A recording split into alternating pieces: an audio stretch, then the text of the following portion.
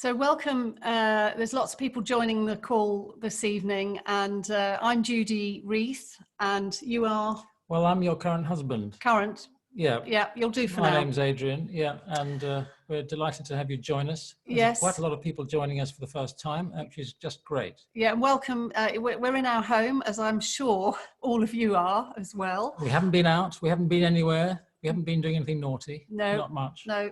We've been doing all the naughty things in the house. Yeah. Because we've got our 3 adult daughters with us. They've all come back. For the last, we're into our 10th week with Yeah. our 3 adult daughters who've flown from London to be with us here. Yes, and we're in Cambridge, so I'm wondering where all of you are. It'd be really interesting to get a sense of the geography, if that was at all possible. So this is our 8th lockdown webinar, sort of Zoom seminar thing, because our book, which was due to be launched properly as normal books are done at the Cambridge Word Fest, this is the book, was going to be done at Waterstones here and in London, and then it all went pear-shaped. Yes. And we were told we weren't allowed to do it. So we decided to do it on Zoom, and we've been doing it for this is our 8th week. Yes, so we've been going through the various big topics of the book, and as you know, tonight we're looking at work. But last week we looked at play. What does it mean to play in Act 3? And glasses, essential. And as always, people write in and they tell us what they've been up to, and we had some great quotes on that. So somebody called Thomas wrote in and said, well, we're going to go and play at being away in our spare bedroom for the weekend. Which, if they're on the call tonight, I'd love to know how, Thomas, how that went. Tell us how that went. Yeah. And maybe your partner. Jane said, I think we've got to put play before work, especially in Act 3. In fact, make that the defining feature of Act 3. And just for the purposes of definition, what we think of as Act 3 is that part of life that we used to think of as retirement. Roughly north of 50, it's 20 years, sort of 50, 60, 70, but also really a lot of people still very busy and very active into their 80s and in fact into their 90s.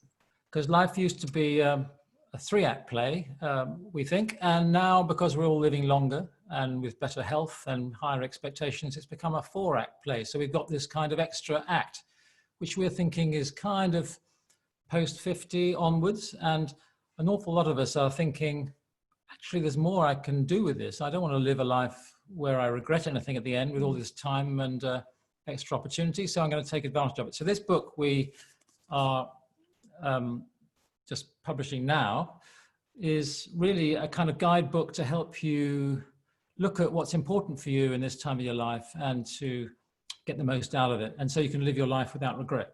So we won't talk about the book anymore this evening.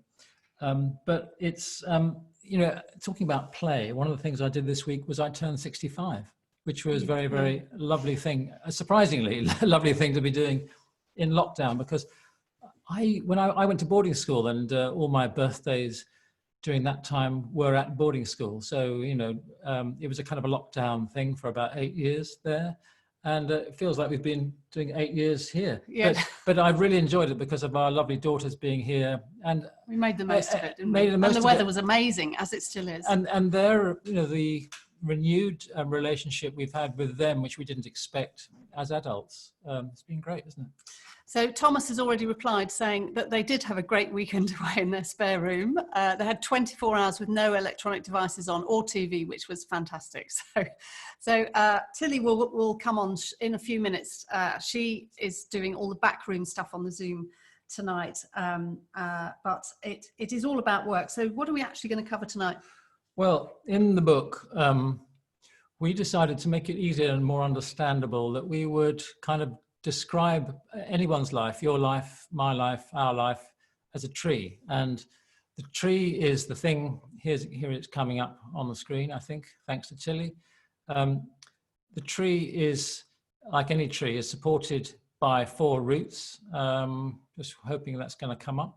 Can't quite see it. But any tree is supported by 4 roots. And the thing about trees is, the thing we love and admire, particularly in lockdown, has been seeing trees and the greenness of it. And the things we see, of course, are the visible things, the branches and the trunk and so on.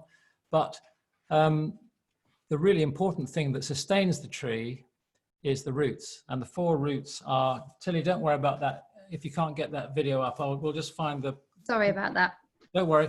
Judy will hold it up. Okay, so there's the roots of the tree. I hope you can all see that. So the 4 roots and are... they start with your attitude, because if you have a more constructive and positive attitude towards getting older, that really makes a massive difference. And there's a lot of science to back that up as well.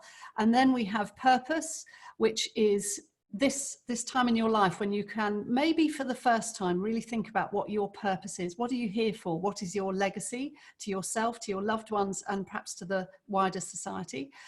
Values, how are you going to live out your purpose? So the purpose is the why, the values is the how, and then key relationships in the roots of the tree make a massive difference as well. So when those 4 roots are serving you properly, here comes the slide, then it helps hold up the whole of your external things. So your physical health, which is the trunk, and then in the branches, the other things that take up our daily life. So what is our home doing for us, our money, work, which we're looking at tonight, and play, friends in Act 3, and world issues, which has become an enormous thing.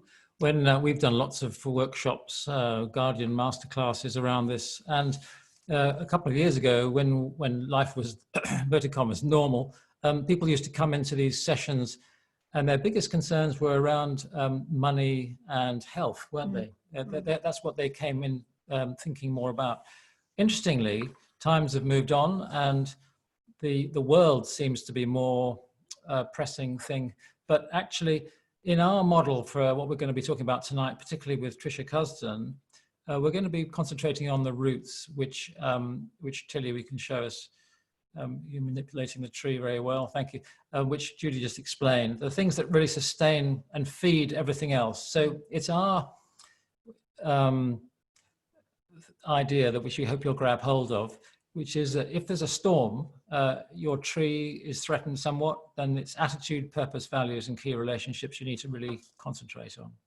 So Okay, we're going to be talking who to tonight. Well, we've got some housekeeping to do in a minute, but we've got a really lovely special guest, Tricia Cusden, who founded a company called Look Fabulous Forever. We'll leave her to tell us what Look Fabulous Forever actually is all about. We might have time tonight to also split into a few smaller groups so that you can also have a chat to some other people about what you're up to in your working lives or in your Act 3 lives generally. Tilly as well will explain, but basically we love hearing from people as we're going along. So any comments or chat, and at the end there'll be a Q&A as well. So Tilly, is there some more to add to that? Hi, yes, so as you said, there is a chat, and I'm going to send everyone a message to the chat now. So you should have a little orange bubble that comes up. I'm sure everyone's very well versed in Zoom nowadays, but that's the chat. So please feel free to contribute comments, questions, and you can talk to each other as well. So you're all muted at the moment, and there will be a Q&A later. So if you'd like to take part in the Q&A, then you can raise your virtual hand by going to participants at the bottom of your screen.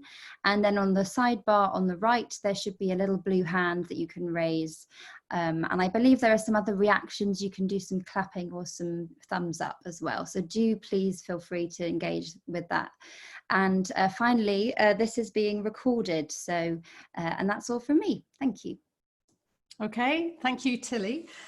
Something that we've done for the last 10 weeks, and we do it as a family every night actually as well, is we're always mindful of how lucky we are to have a home, to have one another, to have a garden, to have our health and many opportunities and work that we love.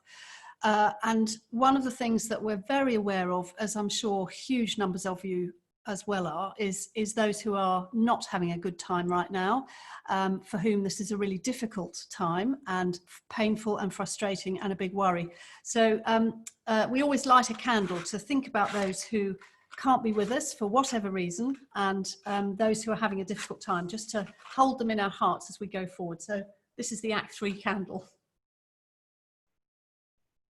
Yeah, we know people who are not very well. And I had the last of my aunts died of COVID-19 just a couple of weeks ago. She was 97. Yep. Yeah. Yeah. it's important on that note, with regard to anything that we're discussing, that we always say this whenever we talk to folk. It's important to remember that not everyone starts from the same starting point, that we need to take care of our own thoughts and feelings with regard to these kinds of discussions where we're talking, obviously we don't know your specific situation. So what we're encouraging you to do is take out of this what inspires and energizes you rather than what takes you down. So it's the idea is, the intention is to be positive as a kind of springboard into new action. And that's why we call it Act 3. It's about action, new positive actions that you can take at this time of your life, which is kind of not the message which a lot of people put out around about people of our age, is it really? Yes, as we many of you will have seen Tricia's video this afternoon, and there's a lot out there that can make us angry at the moment. There's a lot to be concerned about, and we're not denying that, but no. It's important to also say there's stuff I can do which is positive. Yes, yeah, and the news is changing, isn't it? We're beginning to get news from other parts of the world about different subjects. So this whole COVID situation is shifting, Let's think about work. So we've got a lot in the book about all the different ways in which work means something to us as we move into this third stage of our lives. And right now, there's lots and lots and lots of different words coming up, which we couldn't possibly go into all the different ways in which those words could have meaning. But it's to help you realize just how many ways in which work can speak to us. What it does for us, yes. Whether it's about status, whether it's about practical things like money, whether it's about getting out of the house to get away from people. Whether it's about your identity. People get affirmed at work quite a lot of the time. And we did a talk at a law firm a couple of years ago, and somebody came up to us in the drinks break in the middle, and she said, "See that man over there? That's my husband, and he's retiring on Friday, and I'm absolutely terrified. He's made no plans whatsoever, and he will just come and sit at home." So it can be a very pivotal time, and in fact in our book we talk about transition and what that also feels like as we get older. And huge numbers of people at the moment, particularly with the virus, are enabling themselves to think about anew, afresh, about what work means to them, so it's a fantastically positive opportunity, I think. It doesn't always have to be about being paid either. No, work, not at all. Work no. can be what you want it to be, really, I think. Particularly in Act 3, people are more open, I think, to what's possible in the work department. Well, it can be, about volunteering. There's been a great surge in people being interested in volunteering at the moment. We both do voluntary work of various sorts, and I know that feels just as meaningful to me when I'm cooking for a homeless club down the road as when I'm doing coaching for, I work a lot with mums and dads to help them have a better relationship with their children, as well as working with people in older life. But yeah, that gives me meaning, it gives me purpose, it gives me a lot of joy and a lot of fun. So all of those kind of values and qualities that we still want to find in our working lives are really important, as we all know with Act 3, any of us could have that curved ball of probably a health issue that could really, really shorten our chances at any point. That's one of the truths of this stage of life. But on the other end of that seesaw is that, if you spend your whole time wondering when, some heart attack's going to happen, you're not going to achieve anything. So that's not much good either, is it, really? No, don't be too nervous, too timid. But Act 3 certainly gives us time to discover these things and to find perhaps work that's more in line with our values and our purpose, as we will chat about with Tricia. Many people have asked us, you've in interviews and so on, what's it been like writing a book together as a couple? How's it been for you?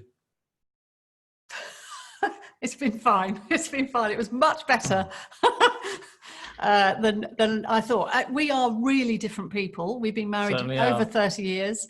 We're an empty nest, except it's filled up again. But we had to do a lot of contracting between each other. And what we mean by that is talking out the group agreements about how are we going to actually work together. We've got very different styles. I'm more big picture, you're really good at detail. So in some ways we had some good strengths to bring together.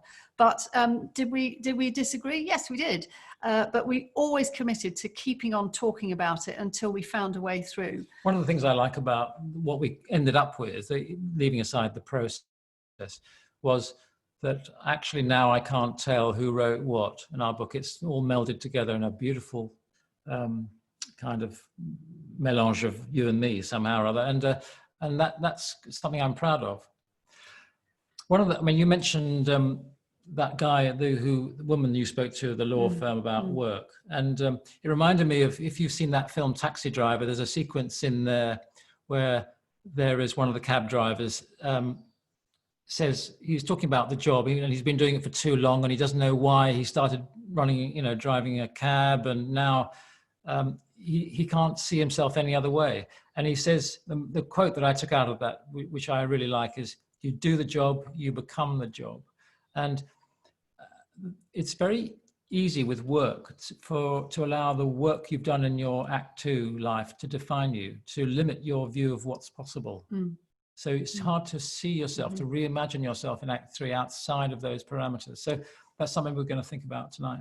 And you're so busy in Act 2 with building your work opportunities, your career, perhaps raising a family, perhaps moving, perhaps finding somebody to share your life with, that sometimes you just don't have time to come up for air and think about what you might do when it's time to think differently about work, and to perhaps it is going to be a more conventional retirement, where one day you will be told what your leaving date is likely to look like. But we also, one of the great joys when we were writing the book was talking to well over 30 people from all walks of life who are doing really interesting things with their best hours of the day. So perhaps what you might traditionally think of as your working hours, from the maths teacher who became a hat maker, to the Cambridge academic who was always wanted to run a cafe, so he's doing that, and he's pouring milk in the cafe out of jugs he makes in his pottery studio. And a guy in New Zealand we talked to, and I think we got a slide of what he said, our guy here, who said, when we get to the last stages of our life, it's unlikely we're going to say to ourselves, well, good for you, you stayed in those tram lines, you just hung in there, you didn't risk. And his idea was that most people will say, I could have explored more, I could have tried more things and taken some crazy decisions. And that's borne out by that woman who was a nurse for people at the end of their lives, who often confessed to her similar sentiments, didn't she? Yes. Didn't they? So it's this book, this whole idea is about, what do I want to avoid regretting, and get down to it now. Yeah, absolutely. So as many of you know, our guest tonight is Tricia Cusden, who we've known her for a few years. We've heard her give talks on how she founded her business and what all that was about. She's not only a businesswoman, she's also an author. She wrote a great book which is called Living the Life More Fabulous, which has been endorsed by Joanna Lumley and Lorraine Kelly, no less. And she has been sharing her tips for many weeks on lockdown now, about how she is taking care of herself and what ideas she's got to help any of us have a better time. And one of the things I really liked about what she said today was that in some ways, and we felt this too, lockdown has been a gift to make us all have time, to really reset our values on what we want out of life, what is most important to us. And so what Trish said today really chimes with how we see this time of our lives as well. And it's been heightened by being on lockdown, certainly. So Trish, can we bring you in, please? She's in there somewhere. Can we hear you? You need to unmute you. I'm asking you to unmute, Tricia. Okay, there we go. There you are. Yes. You hear me now? Okay. Yes. Welcome. Welcome. Yes. Hi. Hi, hello. Nice to see you. How are you doing this evening? Very well, thank you. Yes, I'm fine, and looking forward to talking to you. Oh, great. Well, I think the thing is, Trish, is that what inspired us massively about your story was the way it started in Act 3. So why did you start a business in Act 3? And secondly, can you tell us a bit more about what this business is? Yeah, certainly. I need to go back sort of slightly before the year before I started the business. So I actually, at the age of 64, my life was going along quite happily. I was doing a little bit of work as a management executive coach, really. And my daughter, Susie, gave birth to a baby who was subsequently extremely sick and wasn't expected to live for a while. So she was in hospital for most of about 10 months. And it was an incredibly difficult time, as you can imagine. But I, being local and very, very, very willing to help and support, put my life on hold and committed myself 100% to trying to help the situation. And then things slightly improved with India, the baby. She came out of hospital after about 10 months, and Susie got a lot of help with her. And I turned 65, and I was sitting at home in the January, February, and I felt very low, and I didn't know what to do with myself. And I kept thinking, I might live for the next 30 years, but I'd been surrounded by little babies who were very sick and, could die at any minute. So life is, potentially quite fragile, but at the same time, I might live for the next 30 years. What am I going to do with the rest of my life? And I'd started to make sort of appointments with the television almost. I wasn't doing anything very constructive other than watching a lot of daytime television. And out of that sense of, I don't know what the best word to describe it is, frustration and slight despair, Look Fabulous Forever was born. And it was, I knew nothing about the beauty industry, but I'd always loved makeup. And I just asked myself some quite challenging questions, like, what do you love? What are you missing? What would you like to have in your life that you haven't got? What are you angry about? I was quite angry about anti-aging in the beauty industry. I kept thinking, well, there's nothing wrong with me at 65. Why do I have to look younger all the time? Why do I have to buy your anti-aging creams that are advertised on a 20-year-old? And so I put all those sort of feelings and thoughts together and came up with the idea that I would have this. It was a mad idea, really, because I knew nothing about the business, that particular business, to launch a makeup brand for older women. And 6 years on, we employ 12 people, and we sell worldwide. So it's been an incredible journey. Amazing. But that must have been quite a risky thing to do, Tricia. Yeah, it's really weird. I think risk is an interesting concept, and it varies according to who you are. For some people, what I did might have seemed very risky. I think at the age of 65, I certainly at that time had a sense of what's the worst that could happen.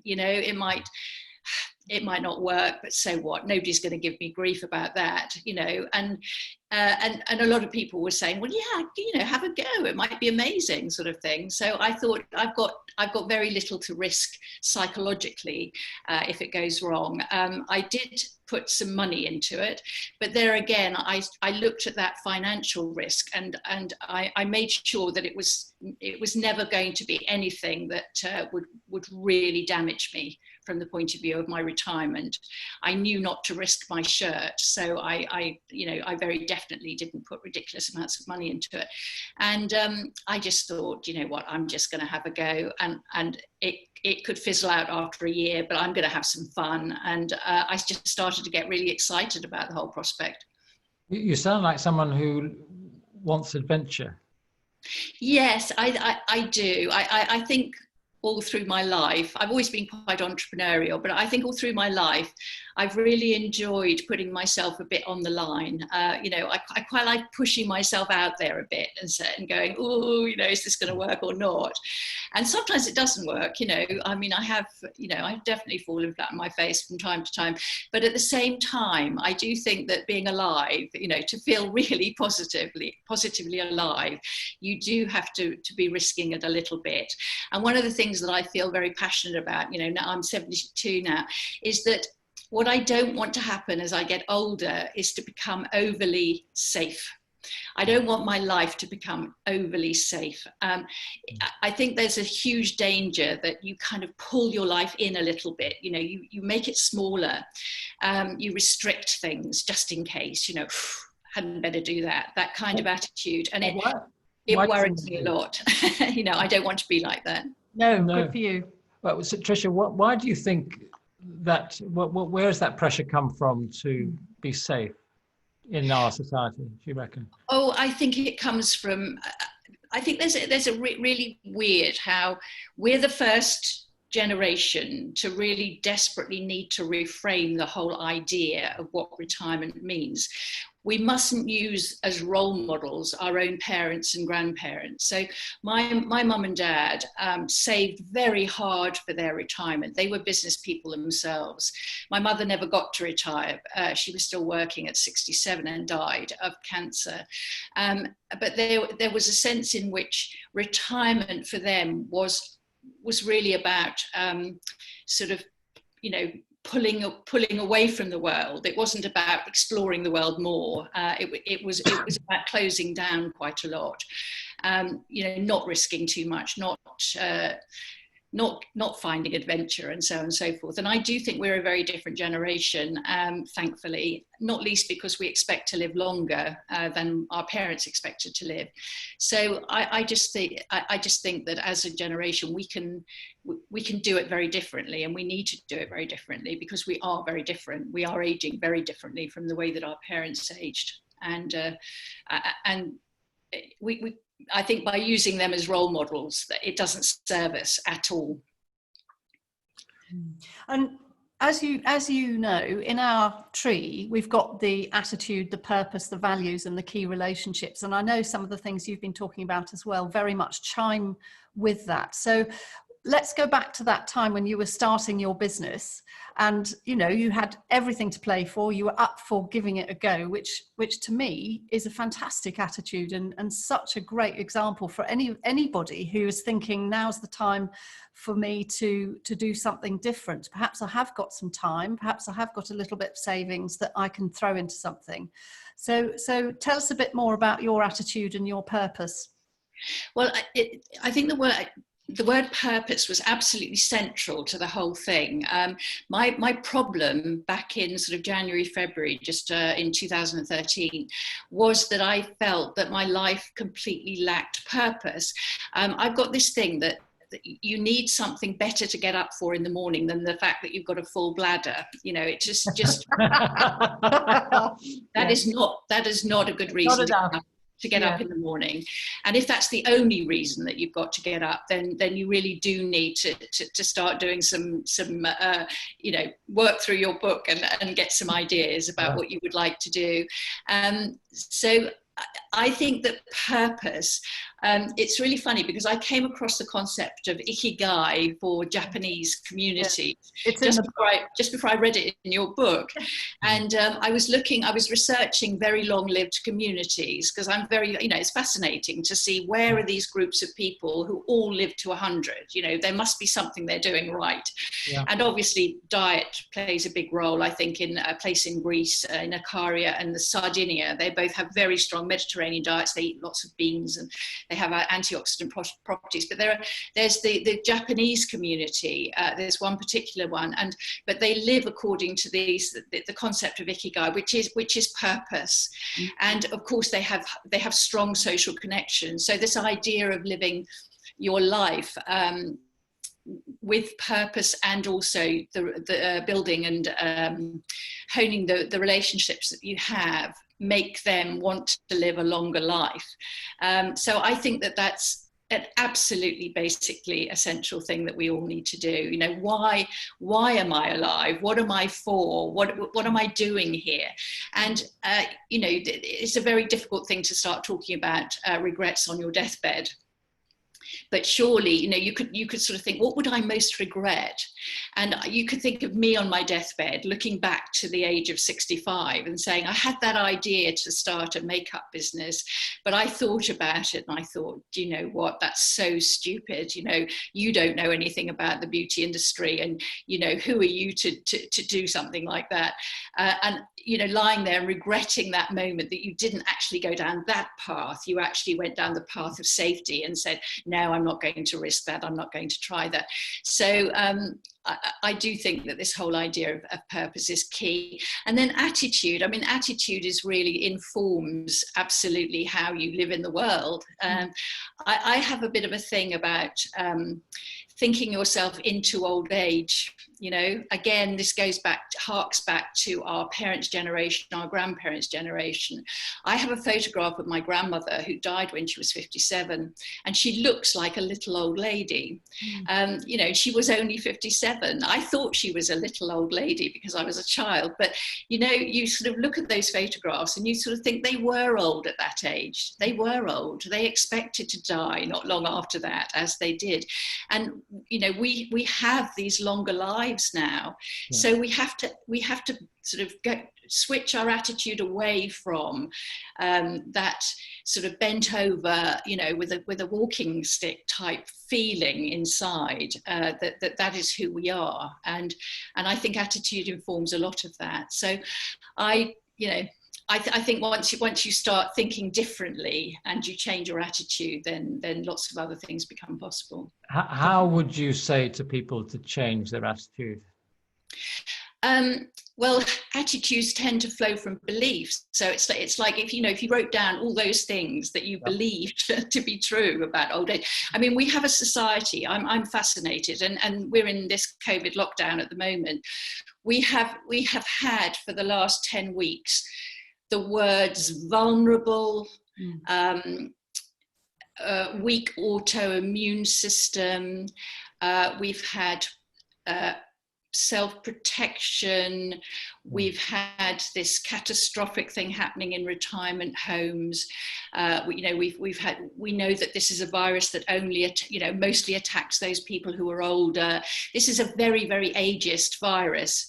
And suddenly, or not suddenly, we live in a very ageist society anyway, but we are bombarded every day with the notion that 70 is somehow some kind of cliff edge.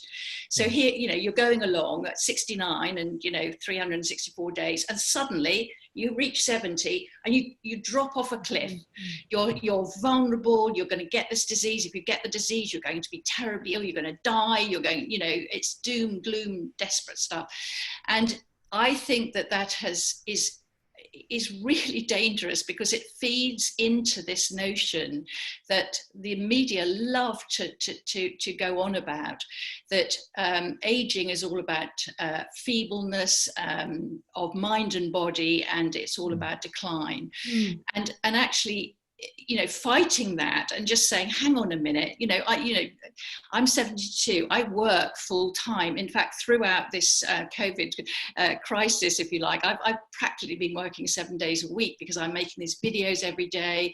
And we've got a very active Facebook group called Tricia Super Troopers. I'm on that a lot, answering questions. I answer comments. I'm really, really busy, and I have been busy, and I'm fine, okay, people say, well, you're lucky, Tricia, you're lucky. I know I'm lucky, I accept that. But at the same time, I do not believe that I should be doing anything else. And I certainly don't believe that I should be somehow resting, lying in bed. No. But I think what absolutely just bounces out of you, Trish, is that sense of give it a go. And also I really liked what you said about how you looked as well at what would be the worst that could happen. And also you did a sensible thing and just double check your financial risk was going to be one you could live with. We've got some chat coming in about people saying, what do you do if you're risk averse? Yeah. I totally accept that people have different risk profiles. I get that. And I do understand that for some people, the risk that I took would be an unacceptable risk. But what I did financially, I had a small chunk of savings, and I looked at that money and I thought, well, I could put this into an ISA, and it would make me next to zero in terms of return, but it could just sit there. Or I could take it. I didn't need it. I was lucky in that sense. I didn't need it immediately for my life to be better, and I certainly didn't need it for income. So I got this chunk of money, and I thought I could either leave it in there in an ISA doing nothing, or I could take it and play with it and see what would happen. And if I lost it, I would be a bit poorer. I would have not that money in the ISA, but at the same time, I wouldn't, lose the roof over my head or the shirt off my back. And I thought it's worth that just to give me a better and more interesting life, and to perhaps fulfill some of those needs that I've got, to have some fun and to take a bit of a risk and put myself out on the line and all the things that I've been talking about. It's interesting that, Tricia, that you should use the word play with the money, because last week we were talking about the importance of play. We had a lovely session. People were very energized by the need to interrogate what they're doing with play in Act 3. And I do think play and work in Act 3 can be very joined together, that perhaps they weren't joined in Act 2. What do you think about that? Yeah, I do think, you see, I didn't start Look Fabulous Forever expecting it to become what it did become. I had no grand plan. There was no business plan for that at all. My original idea was to have some makeup created, made for me according to the specifications that I had for stuff that would work well on an older face. So I worked with a fantastic, brilliant guy who is a cosmetic manufacturer. And my idea was to sell it personally at makeover parties. So I got myself trained as a makeup artist. I was the oldest person on the course. Can you imagine? You know, I was 65 there. Everybody else was 18 or 19. But it was great fun. And they were saying, I want to work in a shop, or I want to do makeup on television, or work in films, or things like that. They came around to me and I said, well, I want to found a makeup company, you know. Well, and anyway, I trained as a makeup artist. And then I was going to go around to my friends' houses, and I was just going to make people up. And that would get me out of the house. It would get me meeting new people, and it would give me some fun, and it would be quite a creative thing to do. And I would just then sell the products to the people at the parties. And that's all I was going to do. I mean, that was it. But we put a couple of videos onto YouTube, and they just took off. We got thousands and thousands of views. And the orders started coming in from all over the world. You know, I got orders from places like Hawaii and Alaska and Saudi Arabia and Portugal and France and God knows where. So I'd go out and do these makeover parties. I'd come home, and online, you know, I'd made way more than I'd taken in the evening.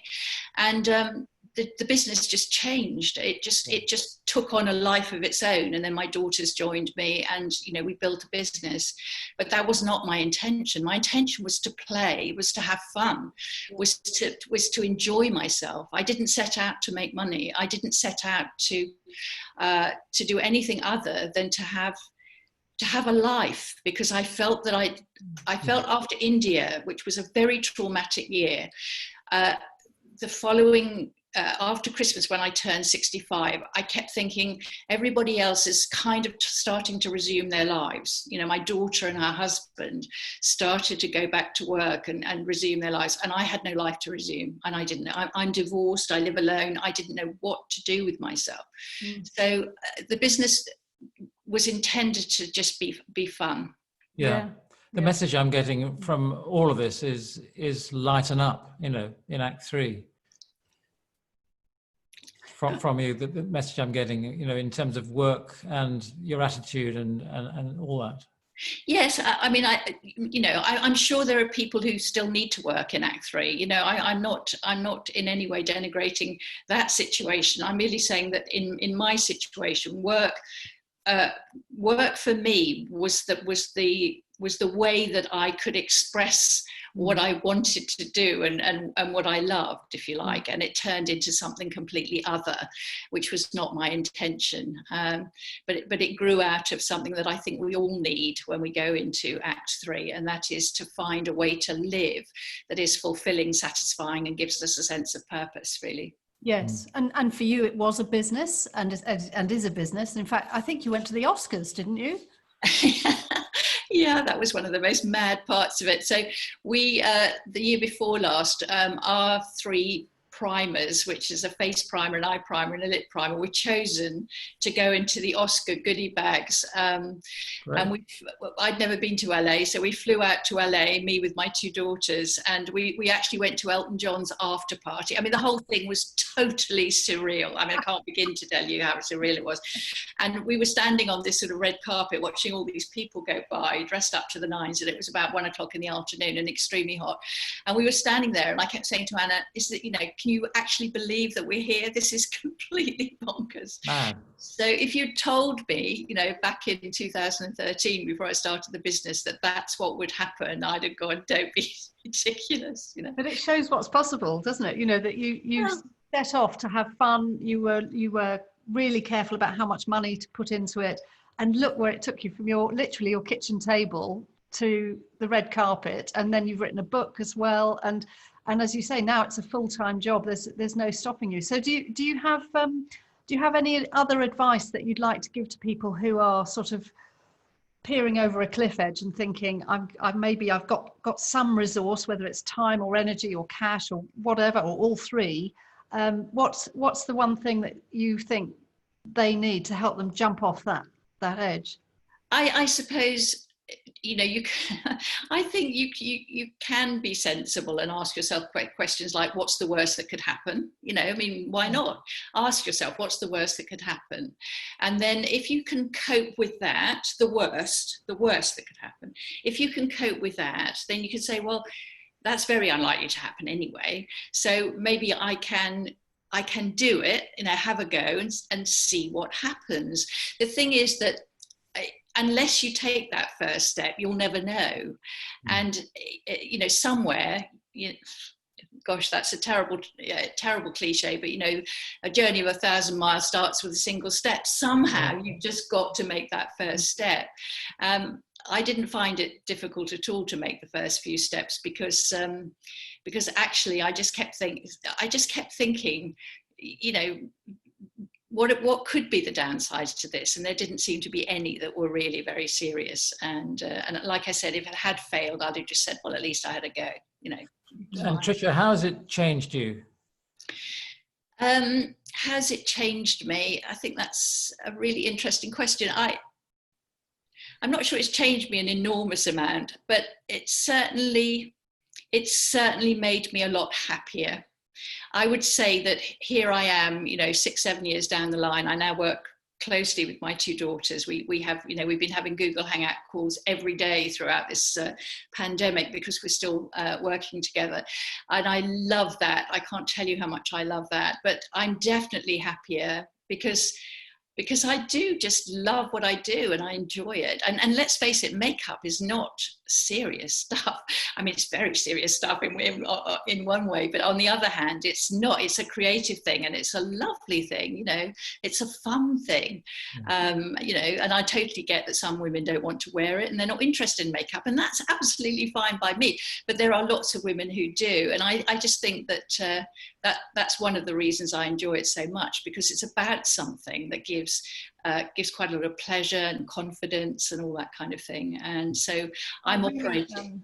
I really liked your ideas as well around how for older women the idea of trying to buy makeup can be very intimidating, and going into department stores where there's very young girls who've got huge amounts of makeup on, and they can make you feel, I've had that experience myself, that you're washed up somehow.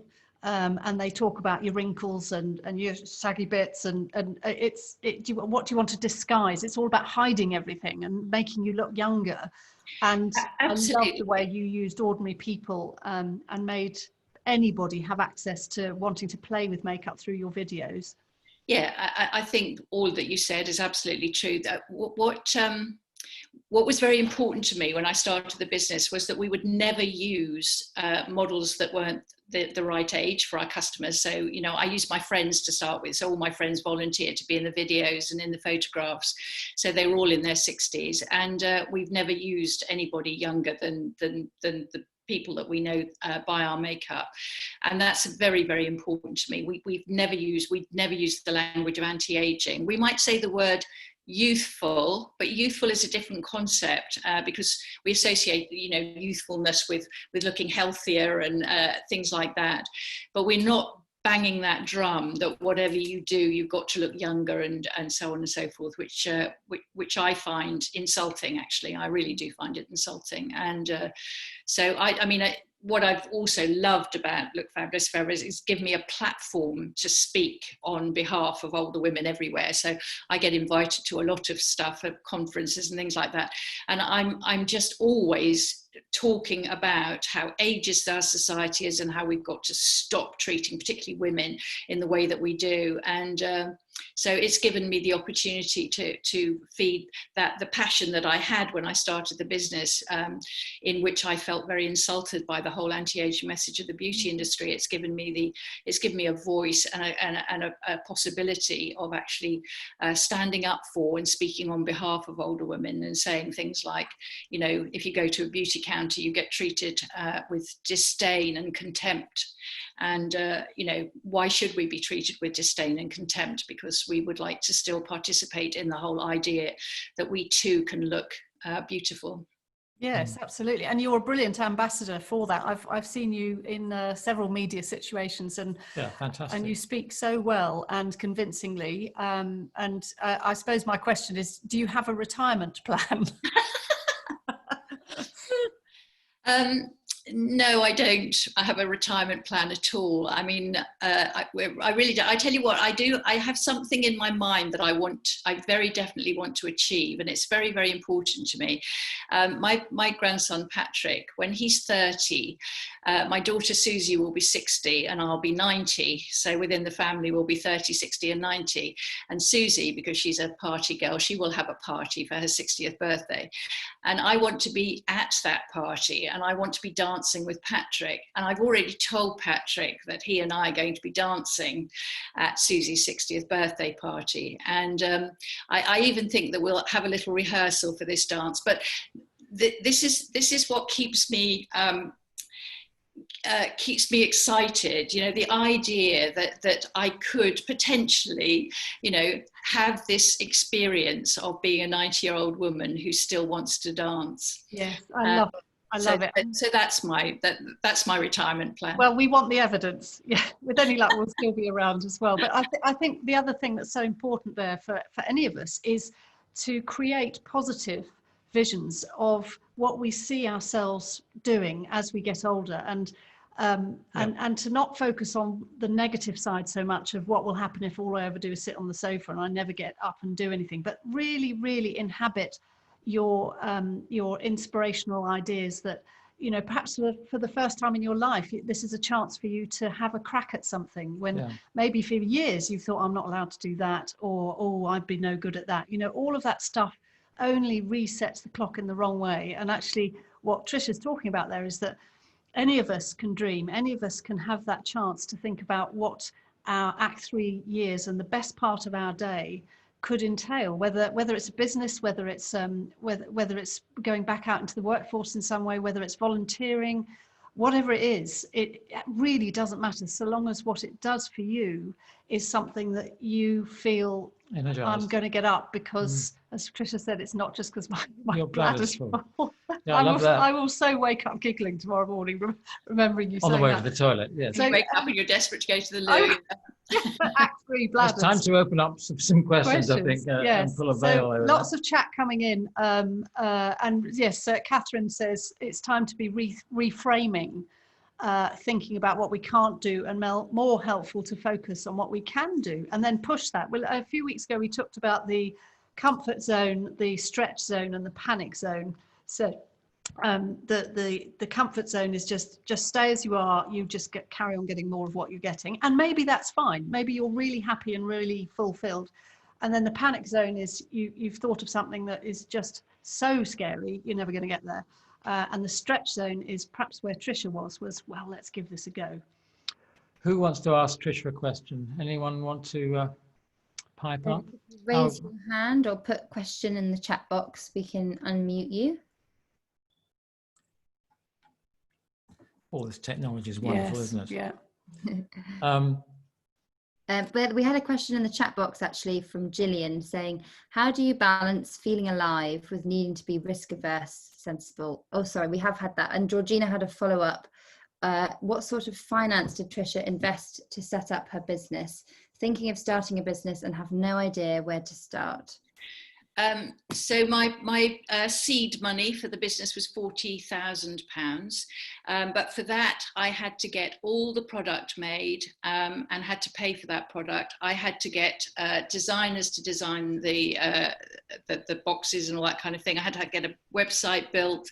And I didn't do any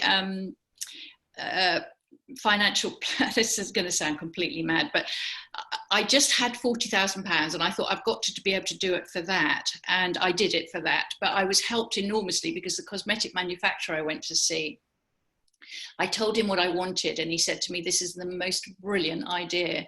And he said, I'll tell you what I'll do. I'll make 200 of each of the products that you want at a time. I wanted 12 products to start with. And he just made 200 at a time and charged me for 200. And he said, you sell those 200 of each and come back and I'll make you another 200. I found out afterwards that he would normally be making 5,000. Wow. So he effectively invested in my business. I didn't know at the time. I really didn't know. But about a year or two later, when we were ordering more in the thousands, I said to him, I've realised what you did for me. And he said, but I really wanted it to work, Tricia. That was absolutely incredible to me. So, and can I say something about that? I feel, and I want to say to all of you, if you do something and your energy is very positive around it and you put it out into the world, you will find that amazing things will come around that and come back to you as almost like gifts.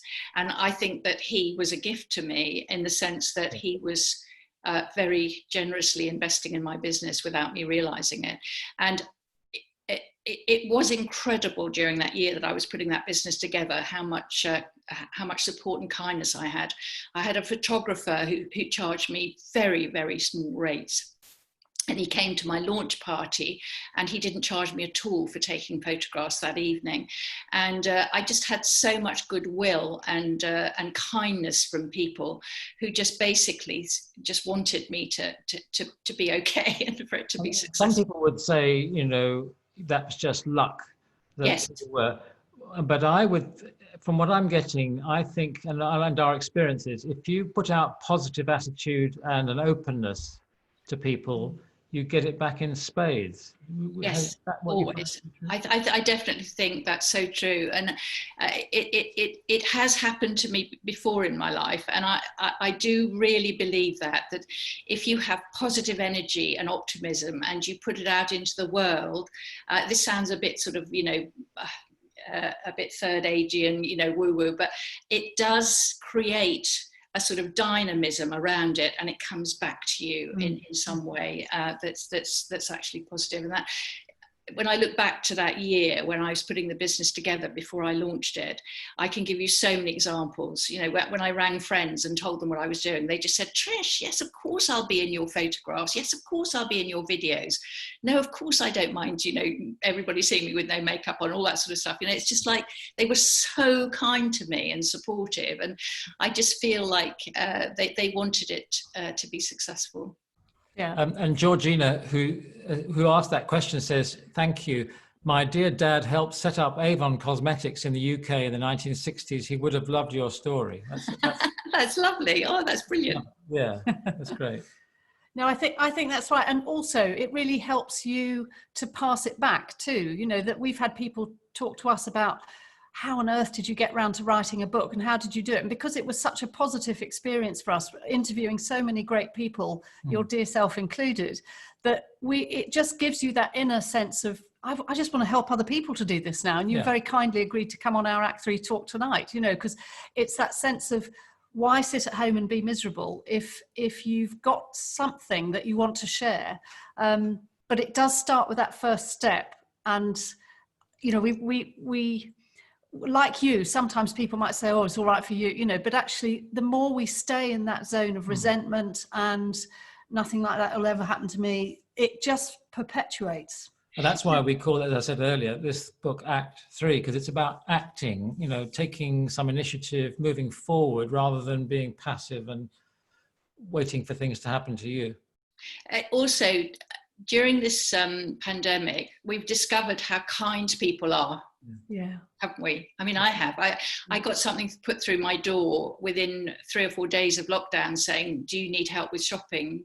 Yeah. Please call this number if you do. And I just feel that it has released within our communities the most incredibly supportive level of support and kindness. And that's what I got back during that year. I think people genuinely want to be kind and to help and to be supportive. They certainly, that's my experience. I don't think people set out to be nasty. Of course, there are nasty people around. I'm not saying there aren't, and that sounds not very many. Pollyanna-ish. No, they're not many. And certainly, if you are trying to do something and you want to do it and you're passionate about it, I do think there are a lot of people out there who will be very kind and supportive to you. Yeah. What a great way to finish that chat, Tricia. Thank you very, very much. That's really, really great. And we've had lots of people commenting. It's hard to talk and read the comments at the same time. I don't know whether there's a lovely one here. It's important to remember that your current situation is not your final destination.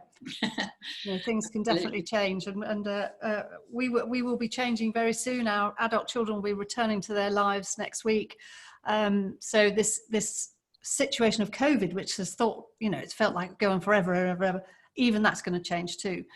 But we're so grateful for you, Tricia, for sharing your story and your just your humanity in it, and what's meant so much to you. It's so obvious. It just zooms out of you. It's lovely. And if anyone's watching who wants to find out more about what Tricia does, obviously there's her website, lookfabulousforever.com. I'm really enjoying her tea time videos every day, just 15 minutes of pearls of wisdom from you. Also, we always say to people, what's the one thing that you're taking out of what we've been talking about tonight that you want to do in your life, your Act 3 life, that's going to help you over the next 7 days? What would you like to do? Could you type it in the chat box before you go? That would be great.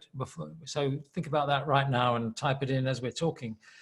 And just lastly, we wanted to remind you, because quite a lot of you are new to us, this book is available. It's on the evil Amazon. It's on Waterstone's website, and it's even available in things that we used to call bookshops, if you can ever get into one of those. I can't wait. Can't wait to be back in a bookshop. We've had nice things written about it by Simon Mayo and Brian Eno and others. And Charlie Mackesy wrote that great Christmas hit. The horse, the boy, and the fox and the mole. Or I always get them the wrong way around. The thief and the lover. No, well, that's a film I'm thinking about. Yeah. So we're really grateful to all of you for joining us tonight, and I know we've had lots of new friends joining us tonight, courtesy of Tricia and her wonderful organisation. So thank you for coming. If you want to come back and see us again next Thursday, we'll be talking about home. So what does our home mean to us as we get older? Is it just practical things like we need to downsize or live somewhere closer to our family? Or is it time to make it an open house? Are you having lodgers in? Is it time to make alterations? All sorts of things. We downsized ourselves and ended up building a house 6 years ago now, which we never imagined we would be able to do. But we've got lots of people who've done interesting things on the domestic front. So. We've spoken to people in our research who moved at this stage in their life, and it was a disaster because they didn't really think enough. They didn't ask themselves the right questions about what is a home, what's the right kind of home for us at this stage of our lives. So, there's ways to do it right, and there's ways not to do it right. And so a lot of what we are talking about is about planning and about knowing yourself well, being honest with yourself, about yourself, as Tricia's been saying, owning up to those things. It's all fine. It doesn't matter what you find in yourself. It's just what's true. It's what's there. And working with that rather than behaving like you think you should behave. For example, at this stage of our life, we should move to a certain country place with roses around the door. Well, that might be dead wrong for you. You might need to move into a town or do something else, or live with a bunch of people instead of moving away from a bunch of people. So it's a whole bunch of things we can talk about home around that. So do join us. And in the meantime, we always love your emails and comments that you send in about what you're taking out of tonight and the plans that you might have come up with. If you want to subscribe to our newsletter, then you can certainly go do to that, our website, which is act3life.com. Yes. So once again, big thanks to Tricia for making it so fascinating. There's lots of lovely comments about what people are taking out of this, Tricia. So thank you so much again. You're welcome. And go well, everybody. Enjoy the weekend coming up, and we hope to see you next week. Thanks. Bye. Bye.